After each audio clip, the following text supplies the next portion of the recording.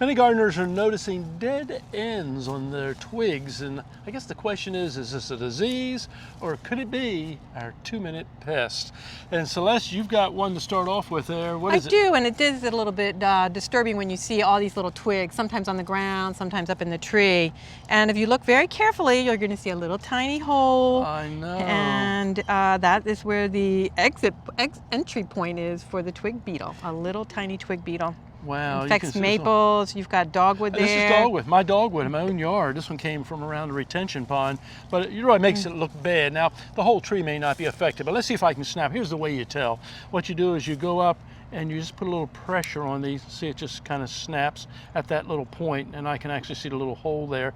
Sometimes you get real lucky and you can see the little beetles in there, and sometimes eggs too. The eggs are laid, the insect completes its life cycle and brings with it a little fungus, right? Yes, and that's what the beetle lives off of. The beetle itself is probably not causing the major harm, although it makes the hole, it makes them snap a lot easier. So I guess the big question is, how concerned do we get about this? Well, it can't do huge branches, you know. It can only go in very tiny branches. Really, I call it nature's pruner. It's really not going to kill the tree. It is going to take some branches out, and you know, I just sort of grin and bear it. You know, it's not worth spraying the whole tree, and that becomes the problem, how often you would do that.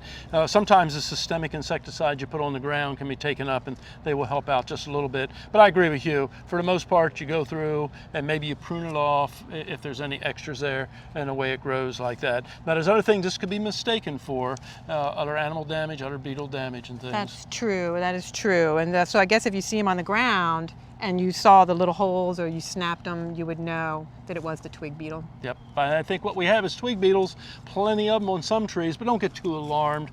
Just either cut them off, prune them off, and then get rid of the twigs, because guess what? The beetle is still in there.